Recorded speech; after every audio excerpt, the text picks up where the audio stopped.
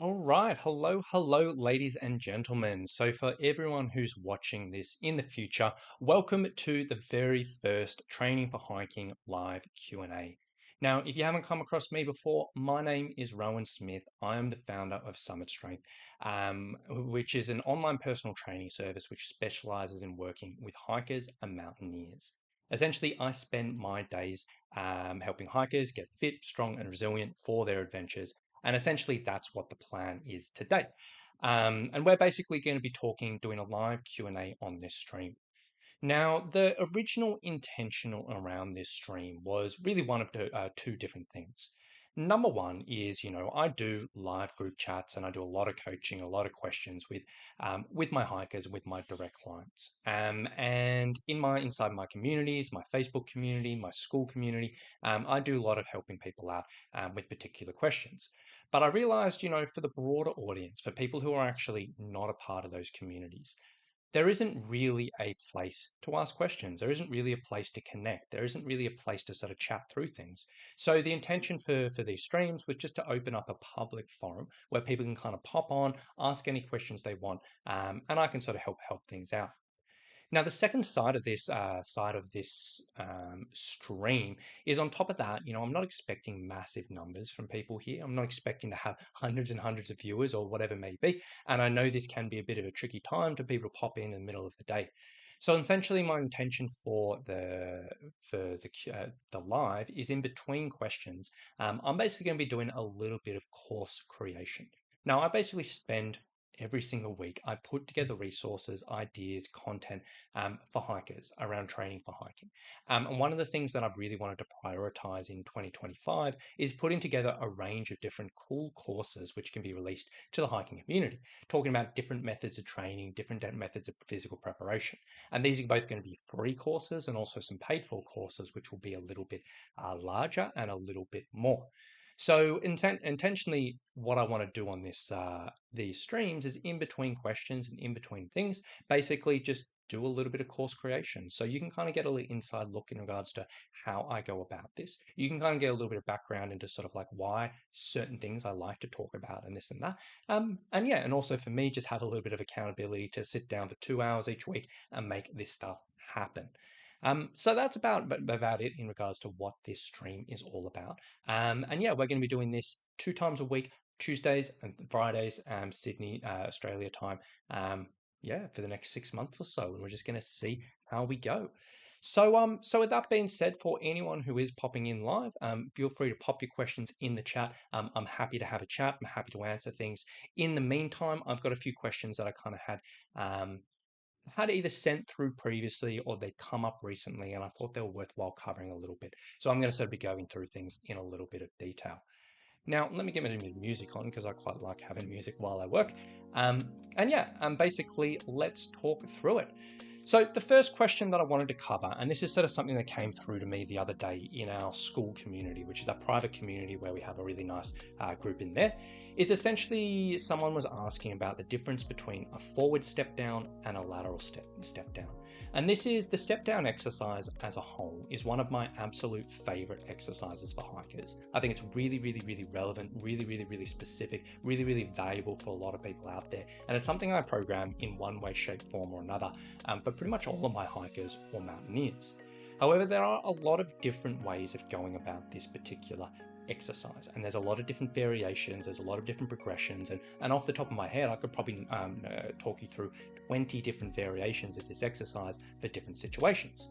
But the question I got was, what is the difference between a forward step down and a lateral step down? So I wanted to kind of cover that a little bit today. Now, if you're not aware of what these exercises are, let me talk you through and give you a little bit of video demonstration.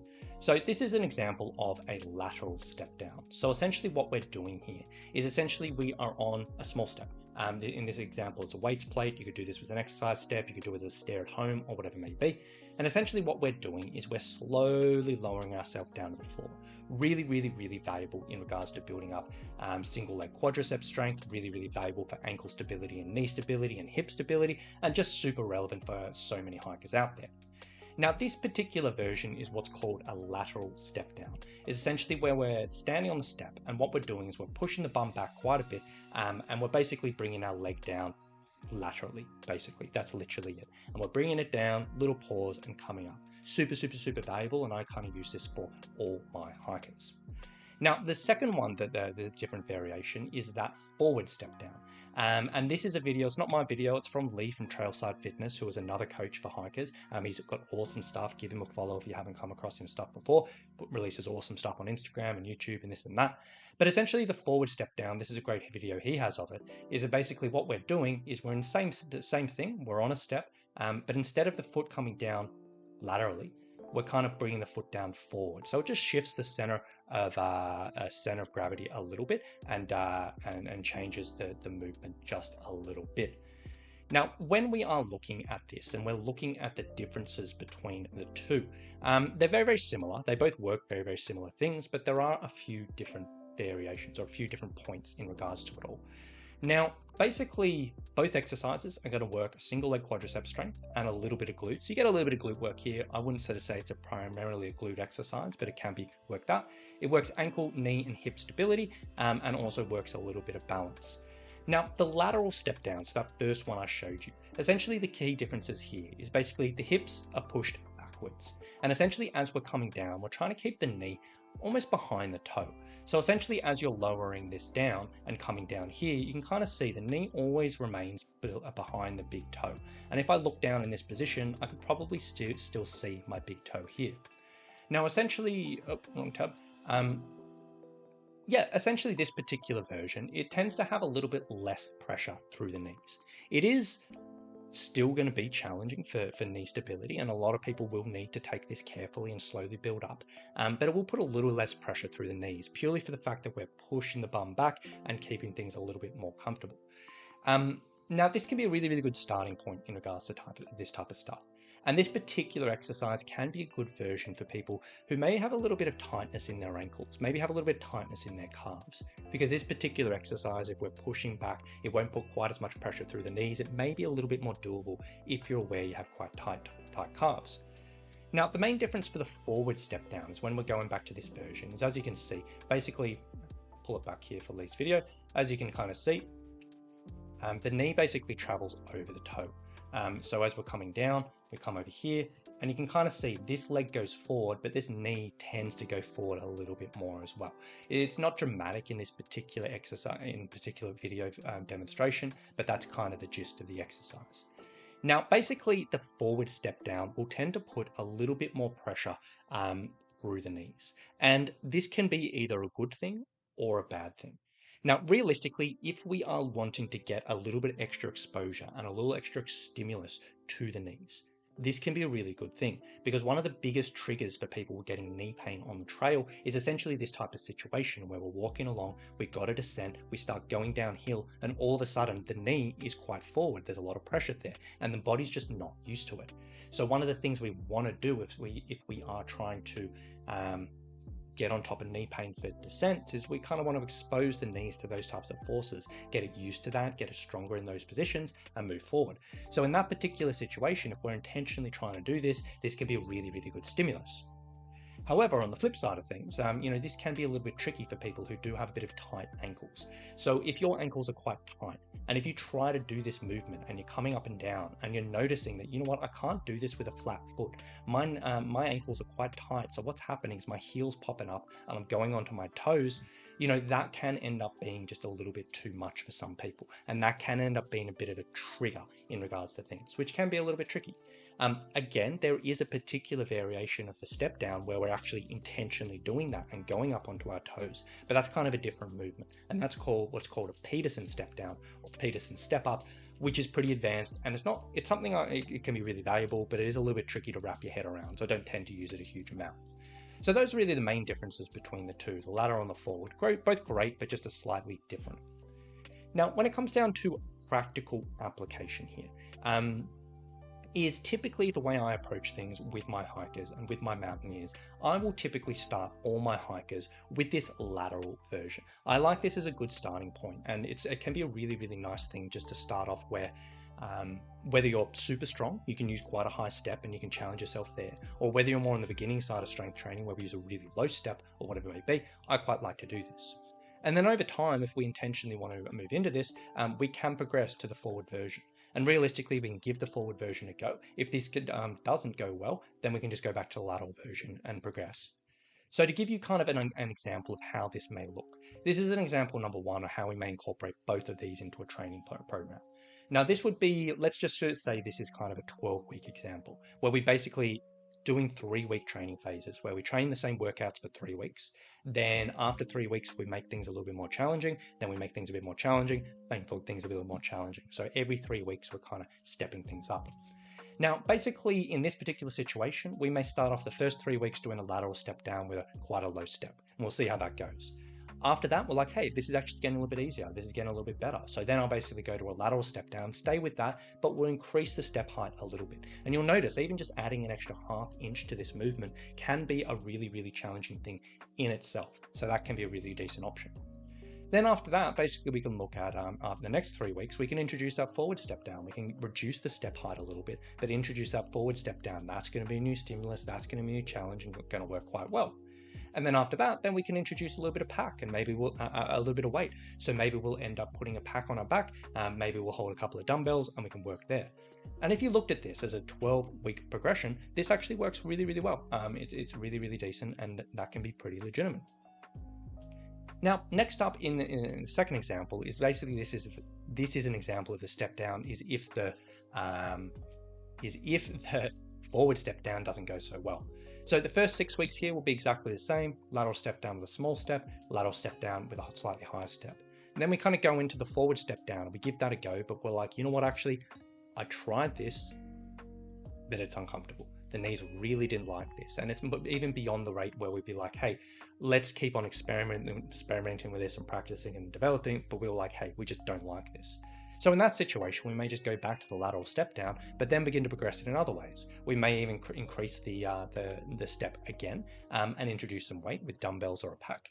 And then the final phase, we could even do another higher step and a dumbbell. And realistically, you can kind of see people who do step downs from, versions of like this high off the floor to double, triple, quadruple, even like all the way up to their knees. And you can make this as easy or as difficult as you like.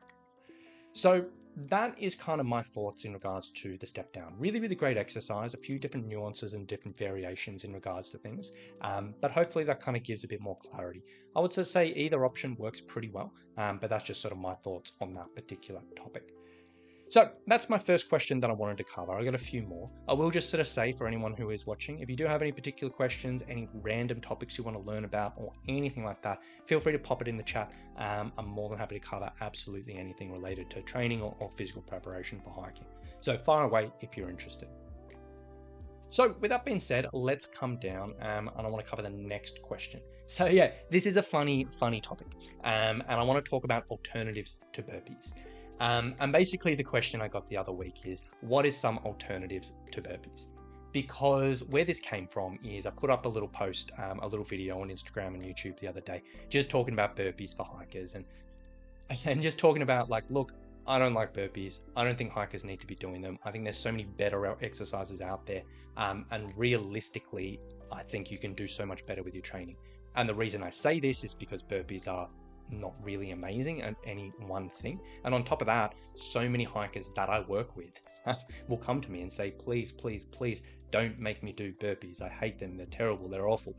And yeah, so that's kind of where this came from. And basically on one of the videos, someone put up a question like, okay, if the burpees are no good, what are some alternatives? So I thought, this is a probably worthwhile topic going into things.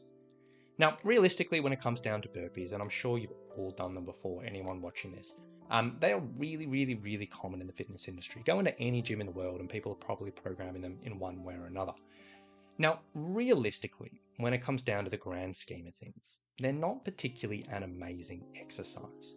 They are uncomfortable for a lot of people. They're quite high impact. They can lead to people getting a little bit of discomfort. And in all honesty, there are much, much better ways of developing muscular strength. There are much, much better ways of developing your cardio, and there are much, much better ways of developing your power. And the reason why people use this exercise in the fitness industry so much is just because it's simple and it's difficult. In the sense it doesn't require equipment, it doesn't require space, it doesn't require thought, and also it's really difficult. It feels really difficult. It gets your heart rate up, it gets you huffing, puffing, and that's fine. And realistically, in the world of general fitness and the world of weight loss, which is probably what 99% of the fitness industry is based around, getting tired and getting your heart rate up is probably what we want. And burpees can achieve that, even though I still think there are better ways. But when we're looking at the hiking context, we want to be a bit smarter. And there are definitely better exercises when it comes down to this. So let me talk you through. So if you are a hiker and you're looking at burpees and you're like, maybe I do this all the time, maybe I do this in classes, maybe I incorporate these in my workouts or whatever it may be. If you do incorporate these and you're looking for alternatives, first place you want to sort of ask is, what are you actually wanting to improve? Like realistically, this is probably the best place to start when it comes down to training for hiking, because like any exercise you're doing, it's probably worthwhile just being aware of what are you actually trying to improve? What are you trying to get out of this exercise? What are you trying to get out of this workout? As opposed to just doing random exercises, actually ask yourself, what are you trying to improve? Now for the burpees, typically what they're working is a bit of quadriceps, bit of upper body, bit of cardio, bit of power. So we kind of ask ourselves, what are we trying to get out of here? Now, if you are in the situation where you're like, okay, when I do burpees, my quads get really burny, the front of the thighs, that's kind of what I want to improve because I know that area needs a lot of work on the trail. It gets burny when I go up hills. I'm aware that quad strength is beneficial for knee pain and all of this. If you're specifically trying to work quadricep strength, probably you're going to get more benefits from just doing a basic squat or a lunge or a step down or a step up, like we were shown before, or a step up or anything like that. And essentially just choosing an exercise which actually targets this area particularly. And then essentially what you want to do, as opposed to doing burpees where you're like really quick and just trying to rush through them, keep it slow and controlled, like we were demonstrating in the videos before, the slow, lower, and then come up. On top of that, if you are trying to develop strength specifically, don't fall into that trap of mixing it with cardio. Like, this is sort of something you'll see a lot in boot camps or a lot in group exercise, whatever. And again, this is fine for general fitness and it's fine for general weight loss. But if you're specifically trying to improve things for your hiking, you typically want to separate your strength and your cardio, not do them at the same time. And then on top of that, the way that we get stronger is essentially we just want to apply more and more and more challenge to the body. And we want to apply challenge, it'll get used to it, then apply more challenge, and so forth and so forth and so forth. So essentially what we want to do here is challenge the weight, is we may do squats with body weight for a couple of weeks, get used to it. Then we'll add a 5 kilo dumbbell, then add Sheila, I hate burpees. Yes, as you can probably tell, I do too. So there you go. And then, just week by week by week, just add a little bit more in. That works perfectly fine. Now, realistically, that's quadricep strength. Another thing a lot of people say, okay, burpees are good because it works my upper body strength. And realistically, it doesn't work your entire upper body, but it kind of works the front of your upper body, your chest, your shoulders, maybe a bit of triceps. That's kind of what's getting work there. So alternatives for that is if you're like, hey, I actually want to get some upper body strength, just do like a push-up or just do some dumbbell pressing or with a pack and pressing up and down. That in itself, you can kind of hone in on that particular area, that upper body pushing strength through the chest, the shoulders, and the triceps. But again, it's just a little bit more targeted. And you would just follow the same principles as above. Slow and controlled, don't mix it with cardio, challenge the weight, and improve that. Or alternatively, a lot of people are like, okay, cardio, I like burpees because it gets me really huffed and puffed. It gets me really pumping. And I kind of like it for the cardio. And burpees can be an option for high intensity cardio. Now, realistically for hikers, high intensity cardio can be valuable in certain situations. It's not what we want to do all the time, but the high intensity cardio can be valuable. But I would very much argue there's such better ways of getting your high intensity cardio than burpees. Because realistically, when it comes down to it, what happens when we do burpees? We do 10 of them or we do 15 of them. First couple are okay, then we start getting a heart rate up, we're getting huffed and puffed. Next one's getting harder, and then the last 3 or 4 or 5 are just sloppy as anything. We're in really weird positions, we're doing weird jumps and this and that. And a lot of people end up just picking up niggles when we're kind of like doing these weird movements when we're exhausted already. Not to say that you can't do these movements, but when we're pushing through exhaustion, it can be better ways. So realistically, if you're trying to work higher intensity cardio as a hiker, what I would probably recommend is, one of these options. If you have access to something like a stationary bike, an elliptical, a rower, a sled, anything like that, you could basically just do some interval training and basically hop on the bike or hop in the elliptical, go really, really quick for 2 minutes or 1 minute or whatever it may be, and then rest, and then go quick and slow and quick and slow. And the beauty of this is you can just basically challenge your cardiovascular system without the issue and worrying about having good form or falling apart over or whatever it may be. That can be an option. Or if you don't have access to anything like that, you could do like a stair session. Like stair training is super relevant for hiking, super, super valuable for hikers. And if you're specifically looking to do a higher intensity session, it's quite easy to accomplish on the stairs. You basically just find some stairs and just get up them pretty quickly, then go back down the bottom and then get up them pretty quickly again. And you can challenge yourself. You may not quite get to that absolute maximum intensity heart rate unless you're kind of running, which you don't really need to do, but it's still going to be a decent workout. Or if you're doing them at home, and if you're like literally like, okay, I don't have any stairs, I don't have any of that, what can I do at home? You could literally just do some really, really quick squats, and you could just intentionally do some body weight squats and just go up and down quite quickly. You can get your heart rate up surprisingly high with that type of thing, without the sort of having to jump around and do all this, which can end up being a little bit uncomfortable. So if you're looking at cardio. And then on the power side of things, some people are like, hey, I really like burpees because I jump and it develops power and this and that. Realistically, burpees, because we're so tired, it's probably not great for your power. Muscle power is developed through low repetition, really explosive stuff. And we can only do explosive stuff when we are fresh and when we have lots of rest. Because if we're doing it when we're tired, it's not really developing power. It's probably just muscular endurance, which is good in itself, but it's not really power. So if you're specifically like, hey, actually, I feel like I need some more power in my legs, or someone has told me I want to develop power, or maybe I'm doing a sport outside of hiking, as well as that, and I need a bit more muscle power, then maybe just do some jump squats. Just isolate the jumping portion of that movement, and aim for low reps, 3 or 4 jumps at a time, and really, really, really jump into it, really explode into it. And then rest for about 2 to 3 minutes. And 2 to 3 minutes may sound like way too much, but that's what we need for the best type of power development. And you want to aim for explosiveness, so really trying to power into it. Obviously, if you are waiting around for 2 to 3 minutes, it can be a bit boring. So then you may want to fill this in with other things like core training or balance training or some upper body strength or something like that. You can kind of structure workouts pretty well like that, but that's kind of what we want to look at. So last thing I'll kind of cover in regards to this topic, and before I stop talking about burpees because it's all get me all fired up, a couple of practical tips, because as I sort of said, I think there are better options in regards to this.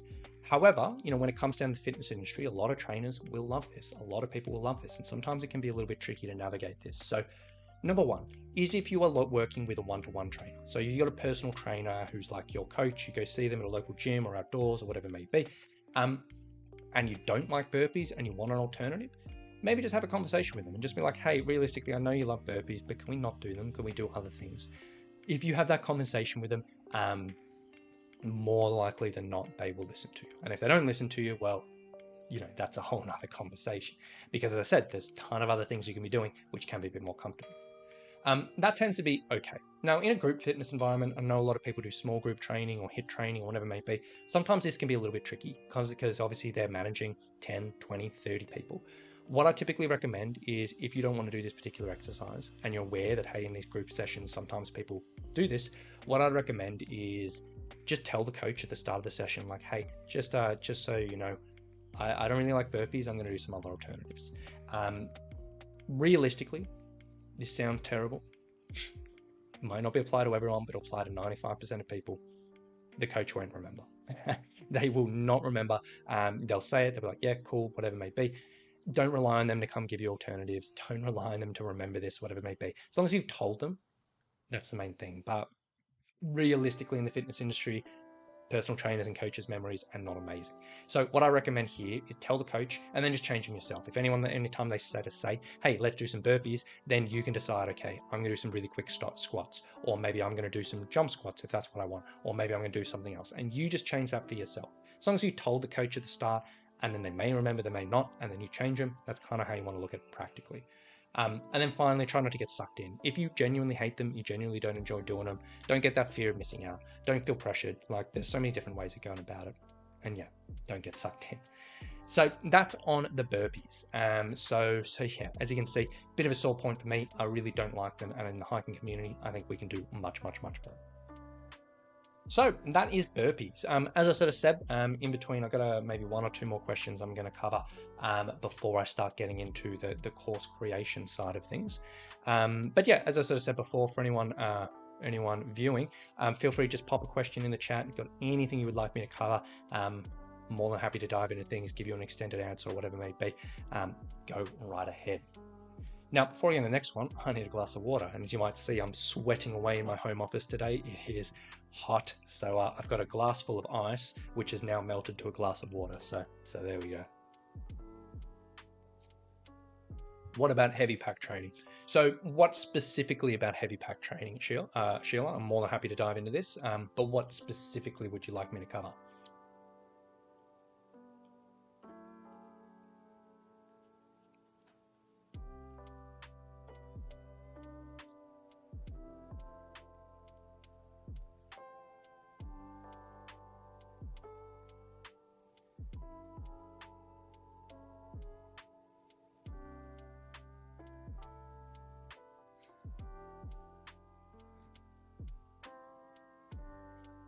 As in the lower back gets a little bit uncomfortable, is that right? Or the upper back gets a bit uncomfortable, or it just gets tired, or a little bit more context?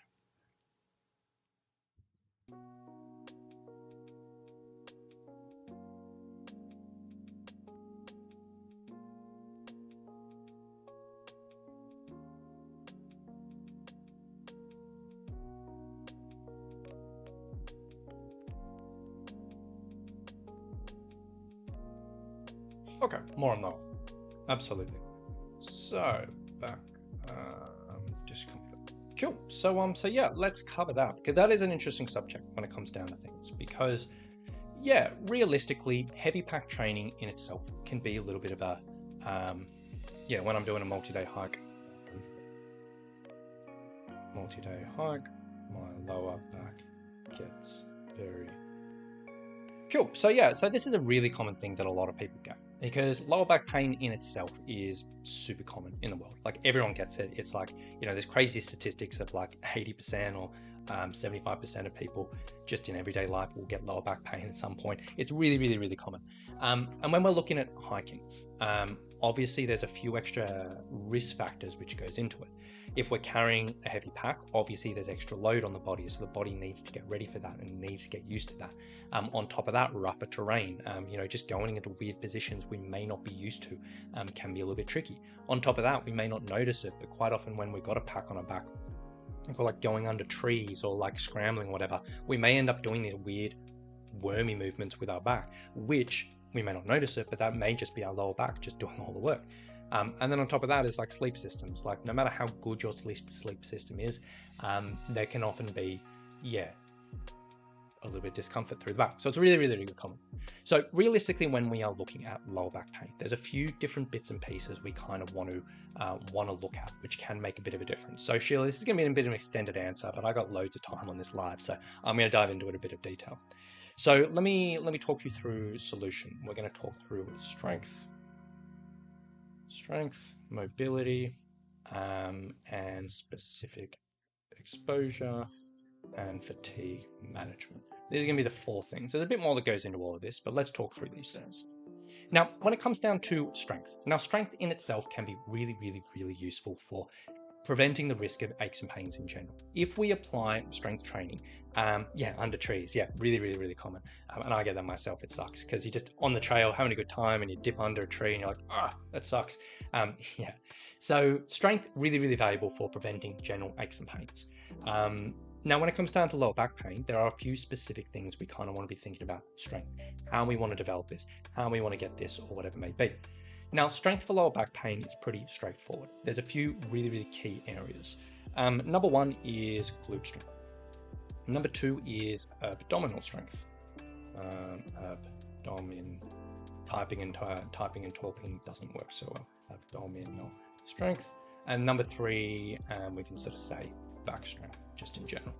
So essentially, glute strength is essentially the glutes. We all know glute strength is pretty important. Now, developing strength and endurance through the glutes can help support the lower back, take a little bit of pressure off there. Very, very, very valuable. So essentially developing this through things like, you know, we can do glute bridges, hip thrusts, we might do like single leg deadlifts. You know, there's a bunch of different options, but just sort of thinking about, okay, if we can build up a little bit of strength in the glutes, that can often go a long way. Now, abdominal strength, there's a lot of stuff that goes into the abdominals. You know, we often think about a strong core for the back. And 10 years ago, 20 years ago, or something like that, pretty much everyone was obsessing about core strength training for lower back pain. And I want to sort of say that it can be valuable, it can be useful, but it's probably like, don't just hone in on, I got to do abs, I got to do abs, I got to do abs, because it's not quite as one-dimensional as people often used to think previously. So abdominal strength, we kind of want to make sure that we're building up abdominal strength and control through the torso, basically to help support the lower back. So basically you can work through this, there's a few different, lots of different exercises. Kind of my favorite things here are dead bugs, side planks, and paylock presses, which I will demonstrate in just a second. So let me pull up. Sorry if I just put the screen on white and everything was black and that just flashbanged everyone. I promised myself I wasn't going to do that before I started this this stream, but anyway.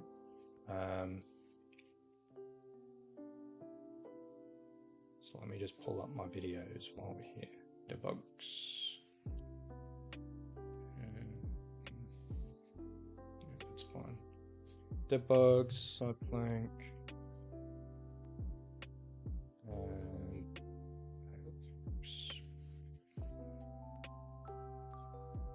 Cool, so let's go over these.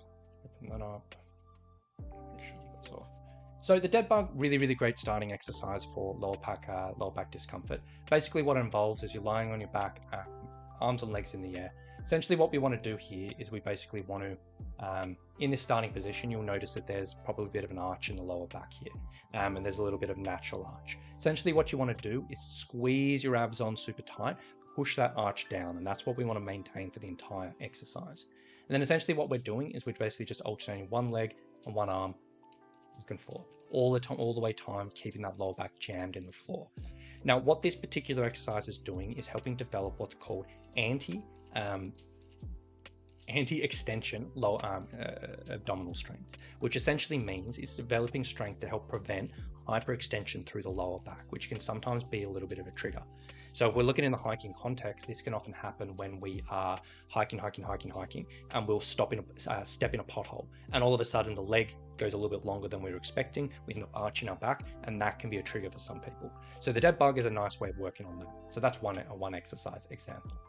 Now, the side plank is something probably most people have kind of seen before in a Pilates environment, whatever it may be. This is a version starting from your knees. So essentially on the knees, elbow under your toes and under your shoulder, holding this position. Essentially what this particular exercise is doing is helping develop anti-lateral flexion strength. So essentially what that is it's basically lateral flexion is when the torso falls over to the side. So we're essentially teaching the body to resist that movement. So again, when we're looking at the pack, is basically just when we're walking, if the pack is pulling us over, if we haven't quite got the best pack management, or if we've got like a water bottle that's sloshing around, this could be pretty valuable because it can prevent all these little movements happening. Again, if you step in a pothole, this can sometimes happen. If you go under the trees, this can sometimes happen. So this is really valuable. And then finally, this is a bit of a weird one, which you may not have seen before. Oh, where is it? Payloff. And it's called a payloff press, P-A-L-L-O-F press.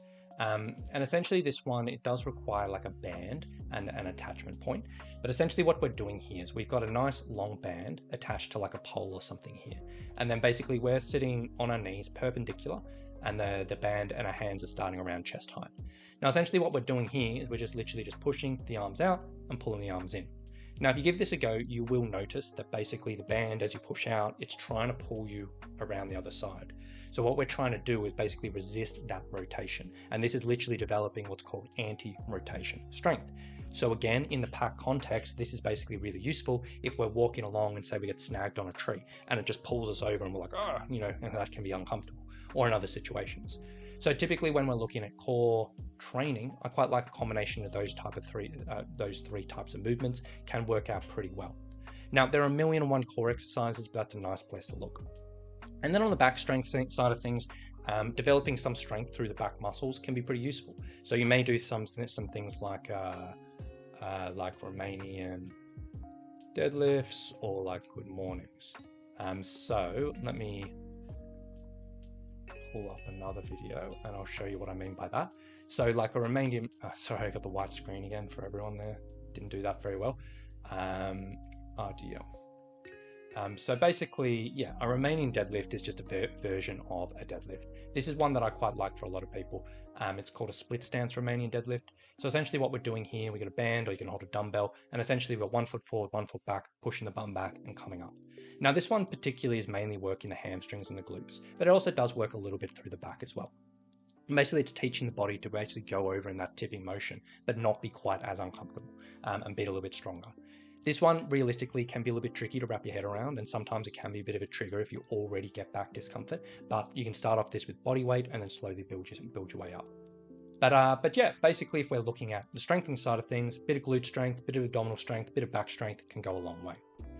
Now on the mobility side of things, so mobility, flexibility, pretty interchangeable. When it comes down to lower back stuff, this can be really, really valuable both in prevention, but also management when you're actually out on the trail. So basically mobility, typically the areas we want to look at is hip mobility, glute mobility, and mid-back mobility. A general rule of thumb when it comes down to joint pain, and this is a really, really good thing to keep in mind, is if you are getting joint pain, sometimes if you do a little bit of mobility, a little bit of flexibility on the areas above and below that joint pain, it can sometimes give some relief. So when we're looking at lower back, is basically the lower back is there. No, my pleasure, Sheila. I love talking about this. And yeah, when we're looking at the lower back, we can look at the hip, the front of the hip, the glutes, which are the bum, and the mid back, which is basically above the lower back, and we can kind of release that type of stuff. So again, giving you exercise examples while we're here, I can sort of show you mid thoracic. I've got 1,000,001 exercises in here. Mid back. There we are. So this is a nice one you can kind of do for the mid back. And this is a good one you can actually do on the trail as well. So basically, what you're going to do is if you are at home, you can use like a foam roller. If you're on the trail, you can use a water bottle for this. And essentially what we're doing is we're getting this lined up. We're not actually touching the lower back, which is sore, but basically we're just getting this and we're rolling up and down the mid back. So essentially we can get in this position, just to be a little bit higher than the discomfort. We can do a little bit of like back and forth, back and forth. You can basically do a little bit of rolling up and down, or whatever it may be. And you can do this with a water bottle on the trail, works out pretty well. And then on top of that, like some stretches for the hips and the glutes and whatever it may be, can work out pretty well. So they're 3 things which can go a long way. Now, for that stuff, it can be both good in prevention. So incorporating this into your training, using these in your warm-up, so you're developing a little extra mobility through these areas. And then also when you're actually on the trail. So you can use it as an end-of-day routine to help things calm down before you go to bed. You can use it as a warm-up. And then if you're just like, oh my gosh, my back's really sore halfway through a hike, you can use this like at lunchtime or whatever. Can go a ways. And then the final things I want to cover is specific exposure. This is probably a really, really good thing, because probably a really good thing, great words. But realistically, strength, mobility, this is good stuff. But typically we want to fill the gap between what we need for this and what we actually need for the trail. Because there's only so much strength and mobility will get you. We need to kind of get specific exposure to this type of stress, so the body and the back can get used to this and develop in certain ways. So realistically, we look at this in 2 ways when we're specifically looking at lower back stuff for pack training. We look at hiking and loaded pack sessions. So hiking is literally your training hikes. Or what you want to do here in a nutshell, start off with a pack weight which is 100% comfortable, build up over time. Aim to be fully comfortable with the pack weight 2 weeks before your. So realistically, that's like hiking training in a nutshell. What you want to be looking at here is 2 weeks before you go on your overnight hike, you want to make sure that you have practiced with this type of pack weight, at least on a day hike. So the intention here is just week by week by week, you slowly build up, slowly build up, slowly build up. Obviously, it's not always possible to have lots and lots of time to kind of build up to it. And it's not always possible to have weeks and months on end, but you want to sort of do what you can. And then on top of that, you typically want to complement this with some loaded pack sessions. So this is shorter, heavier walking sessions. So this is basically something you just do on a treadmill or around the local neighborhood. You go from anywhere from 30 to 60 minutes. Start off with a weight you are 100% comfortable. Aim to get a bit heavier and what you need on the trail. So realistically on that, it's basically 30 minutes, 60 minutes. That's much easier than going out hiking all day. So we want to maybe do this once a week, whack on a pack, slowly but surely building up to maybe a kilo or two heavier than what you want on the trail. And the idea behind this is not only is this developing aerobic fitness, but this is also exposing the body to these stresses, getting the pack used to it, and all of that. And then the second final thing, second final thing is fatigue management. So realistically, we talked about training, we talked about strengthening, we talked about mobility. One thing that a lot of people overlook with this type of thing is fatigue and exhaustion on the trail is a risk factor when it comes down to the presentation of pain on the trail, whether it's back pain or any other type of pain. Some people are in the habit of going out on their adventures and they kind of just get themselves to the point where they're like, I can kind of get through the day, but it's really, really tough. I'm really tired. And this can, you can get through the day, but sometimes it can be a little bit uncomfortable. It can be a trigger for this discomfort. So what we want to think about is fatigue management. What are the things we can do to minimize the risk of us getting really tired, which can minimize this? Now, all your training obviously goes into that, and that goes a long way. On top of that, you want to make sure you're nailing your nutrition and making sure you're eating enough, because most hikers out there probably don't eat enough on the trail, realistically. You want to make sure you're nailing your hydration. In Australia, we're in summer at the moment, so whether hot weather, electrolytes. Make sure you're having electrolytes if you're hiking in the heat, and anything you can do to kind of manage your fatigue. And then finally, the last thing is just make sure pack is fit correctly, make sure tested sleep systems. And this is stuff you probably already know already. Pack fit goes such a long way. Make sure your sleep systems are tested. So if they're brand new things, maybe just test them at home, give them a go, and then use trekking poles. And a lot of people overlook this for back pain, but trekking poles are great for a lot of reasons. One thing for back pain is they can, again, just keep us a little bit more upright. So we're not tipped over if we're going up hills and we've got all this pressure on our back, but it keeps us a little bit more upright, takes a bit of pressure off the back. So I know that's a bit of a long-winded answer, but there's obviously a little bit that goes into that. But yeah, strengthening side of things, making sure your glute strength, abdominal strength, a little bit of back strength as well. Typically that'll all get covered in a well-rounded strengthening program anyway. Mobility, hip mobility, glute mobility, bit of mid-back mobility can be both good for prevention and also management when you're actually on the trail. Make sure you are slowly building up your hiking distances and your pack weight. Make sure you are exposing yourself to a little bit more pack weight in your training. Fatigue management goes a long way, and then yeah, stay on top of your gear. And yeah, so that is sort of it. There's probably a few other bits and pieces I could kind of talk about there, like realistically when it comes down to our online personal training, and I'll just give you a little bit of an idea here. We have a whole module which goes into this in quite a bit of detail, and we have tons and tons and tons of videos. So yeah, so what do we cover? Risk factors, strength training, mobility, load management, specific exposure, gear and tools, stress, and extra strategies. So there's a few other bits and pieces I didn't get a chance to cover, but they're the main basics, which I think should be plenty. So that's enough on back pain. Hope that helps Sheila. So if anyone has any other questions, or if Sheila, you have any follow-up questions or anything else, feel free to fire away.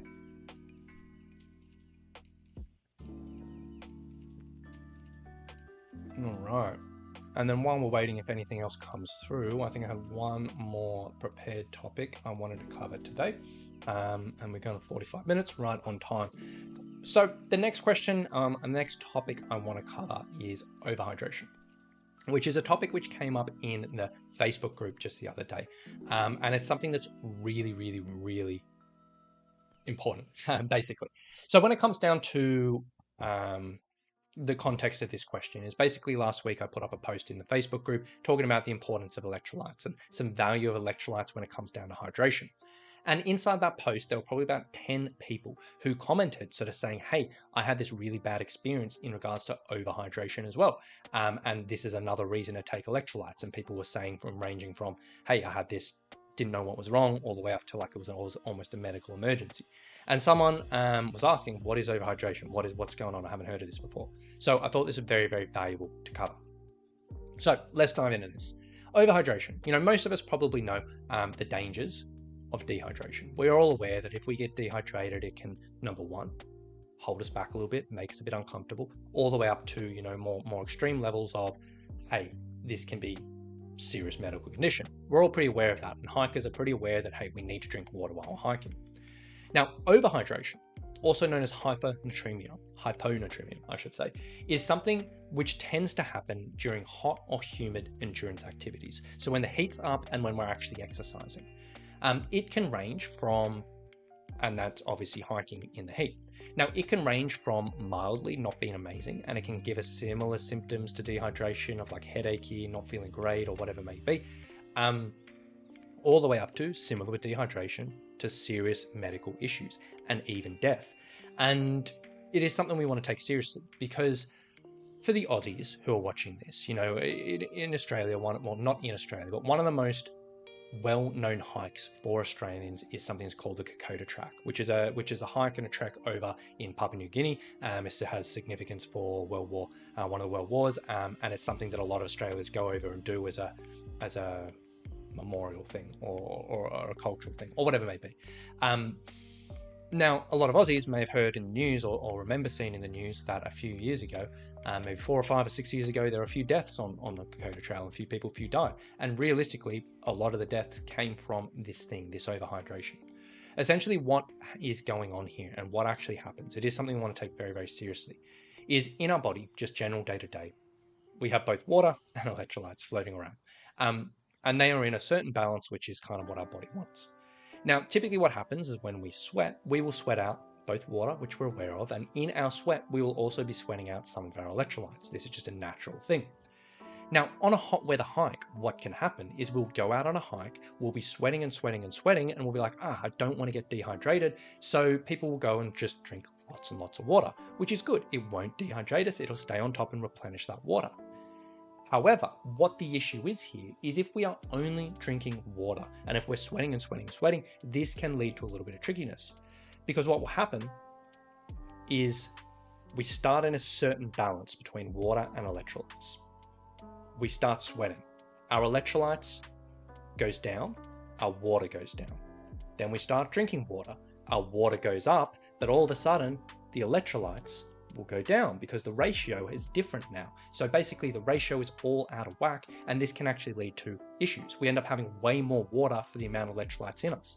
And this is this overhydration thing. And this can lead to all these medical issues and yada, yada, yada. So we don't want it. We want to take it seriously. We want to be on top of it. Now, the solution to this is very, very simple.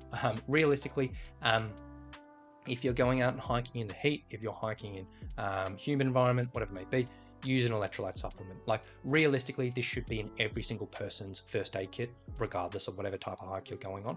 And if you're on a hot weather hike, it should not only be in your first aid kit, you should be actively drinking these through the day. You know, electrolyte supplementation just has so many benefits for just endurance performance, regardless. Even if we're not even talking about this subject, talking about aiding hydration, talking about, reducing fatigue. There's so much evidence to this. There's so many benefits just to electrolyte supplements here. But when we're talking about the context of overhydration and hyponatremia, this is kind of what we need to do. Outside of actually just not going out on our hikes, we need to make sure we're taking this. So what we want to look at is just make sure you're having an electrolyte supplement on your hot days. Now, the next question I often get from people is, with this type of stuff, okay, Rowan, that makes sense. Like, what should I be taking? There's 1,000,001 brands out there.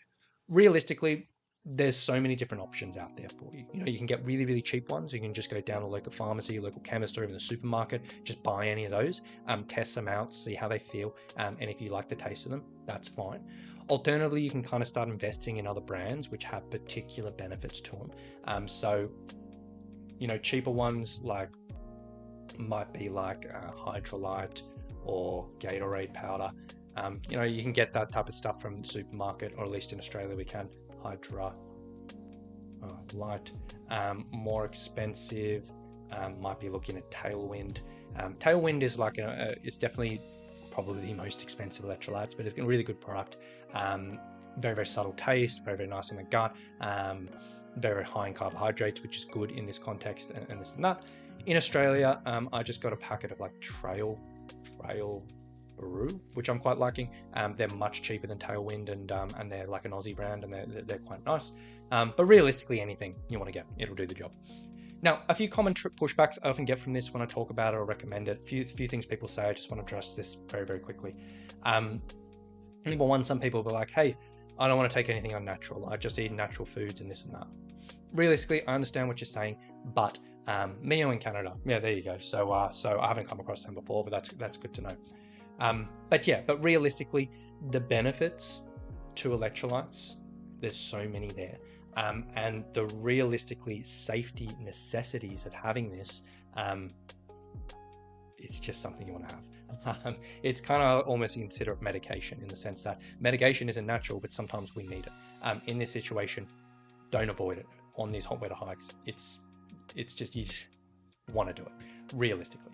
A lot of people sort of say, hey, I can just get electrolytes from what I eat. Like, yeah, you probably can in certain situations. But again, if we're in a hot weather hike, this can sometimes get us into trouble because in the heat, our appetite will tend to go down. So we will not eat quite as much. On top of that, unless you really know this subject and you really know what you're doing, you may be missing things. You may be missing certain electrolytes. You may be messing this up, and you don't want to do that. It's just so simple just to take a supplement instead of messing around. If you really want to go down this route and be natural and make sure you get it all from what you're eating, go and talk to a dietitian. Actually talk to a dietitian who's been in university, who knows these subjects in and out, and say, hey, in my context, I'm going on hikes. In my context, it's going to be hot. I'm worried about overhydration. I don't want to take electrolyte supplements. What can I do? Sit down, come up with a plan for them if you don't want to go down that route, or just take a supplement. Some people have I've seen before, I don't want to take extra weight. Realistically, this stuff weighs nothing comparatively. Like, yes, you can end up bringing a whole big bag if you go down that route and use it as a calorie source, or you can just get a bunch of tablets or a bunch of sachets, which barely weigh anything. And a lot of people are like, hey, I don't like the taste, which is fair enough because a lot of the electrolyte supplements will have that like sickly sweet taste, which is fine in one or two. But then if you end up having day after day after day on a multi-day or a through hike, it can get really rubbish. But the good news is a lot of the brands are like bringing out more subtle tastes now. So instead of that sickly sweet, you probably won't get the cheap ones at this, but if you go down like Tailwind or Trail Brew or just start looking around, a lot of them will market themselves as having a mild taste. So you'll just get a tiny taste of lemon or a tiny taste of orange or something like that, but you can drink it for days and days. On top of that, some of them also are doing unflavored ones now, so it doesn't taste like anything. So there's lots of options there. It's come a long way in the last 5 or 10 years or whatever it may be. A few little practical tips in regards to the electrolyte use, just to wrap this up. What I typically recommend for my hikers is if they are using these, one thing that a lot of people can kind of come into, they're like, hey, I'm gonna have some electrolytes at lunch, or I'm gonna have it in the afternoon. But what I'll do is like, I'll just make it at lunchtime and deal with it there. But then what happens is we have a nice lunch, we get all relaxed, we get all casual, we have a chat, and then we forget. And then when we start hiking, we're like, oh, I didn't actually do this. Now I don't want to hold people up and figure this out. We end up not having it. So what I typically recommend, just to avoid this, first thing in the morning, make up a water bottle with all the electrolytes you plan on drinking today. If it's like just a serving, make that up. If it's a super hot day, maybe having 2 servings, make that up, or whatever it may be. Have that water bottle there. Now then, basically aim just to sip that through the day and just regularly sip it. You don't want to scull it all at once, but just sip it as you go through with the intention of finishing it about 3 to 4, 3/4 of the way through the day. So you're not getting to camp and you're like, oh my gosh, I've still got half my bottle left, but finish it about 3/4 through the day. And then amongst all this, just drink normal water. So that's not all you're going to be drinking through the day. You still want to drink normal water. And yeah, go with that. And I typically will drink water from my hydration bladder and electrolytes from a bottle. That works out pretty well for me. Some people will just put the electrolytes straight in the water bladder and just sip on that all day. That's fine. If you are going down that route, just make sure you do get a brand which doesn't stain them. Like sometimes you'll put the cheaper stuff in and it'll just like stick the flavor to your bladders, and you don't really want that. These things tend to be pretty good on what you invest in or whatever it may be. Long story short, electrolytes can be pretty handy. Definitely recommend them. And if you're going on a hot weather hike, definitely get around them. So with that being said, we are coming pretty close to the end now. Probably got about like 5 more minutes. So if anyone did have any questions that you wanted me to quickly cover while we're here, pop them up far away. in future streams and as we go through this, if anyone does have any questions they want me to cover but they can't actually make these live ones, or maybe hop off this and you're like, oh my gosh, I should have asked that, or whatever it is, feel free to flick me an email, flick me a message on any platform you want. I'm happy to add it to the list and dive through this stuff. As I said at the start of the stream, I'm going to be doing these every Tuesday and Friday, aiming for the next 6 months. There's going to be a little bit of experiment to kind of work through things and dive into stuff. And then when I don't have questions, if there's nothing come through, I've got nothing to talk about, I'm going to be doing a little bit of course creation and just giving you a bit of inside look as I'm putting together a new course for my hikers. Now, the next course I'm going to be doing is going to be a free course for hikers, and it's basically talking about respiratory muscle training for hiking, which is a really interesting subject in the sense that a lot of hikers are very interested in breathing training. A lot of hikers out there really struggle with getting breathless on steep up hills, and a lot of hikers are going to high altitude adventures. And respiratory muscle training is a specific type of breathing training, which is essentially what's called strength training for breathing. So like when we do strength training in normal, where we use weights and we load up our muscles to develop strength, respiratory muscle training is similar to that. We use a particular device, so something like this, which you stick in your mouth. It basically loads up a reasonable amount of force and you train your breathing muscles there. And it's a really interesting area of training, which I've talked about like on the podcast before and this and that. But I want to do a course on this, and just because it has a few potential benefits for hikers, it's kind of worthwhile looking into. But I know there's a lot of misinformation on this topic out there, and some people talking about this but not really knowing what they're talking about. And then there's a bit of a barrier for entry. Like a lot of people might be like, hey, that makes sense, but how do I get started? What do I do? And this and that. So over the weeks and over the months, depending on how long it takes, I'm going to be slowly just putting together resources and bits and pieces, which we're going to dive into. I'm going to break down certain studies and this and that, just in amongst questions, which I think may be interested in, and just pulling together different benefits and this and that. So you can kind of get an inside look of all of this stuff as we go through. But with that being said, yeah, I might just finish things up here. About 57 minutes in, I've been chatting for about 57 minutes, and my voice is about to go, so that's interesting. And I'm sweating away in my office in this summer heat. So with that being said, I'm going to finish up the stream here. If anyone does have any questions in the future, reach out to me. Let me know. I'll cover this up. Yeah, thank you for all the watchers, Sheila. I appreciate you popping up your questions, and it's been my pleasure helping you out here. And I hope to see a few of you again on the call, and yeah, see you next time. So everyone have a lovely rest of your day, and we will talk to you again on Friday. Take it easy, guys. Bye.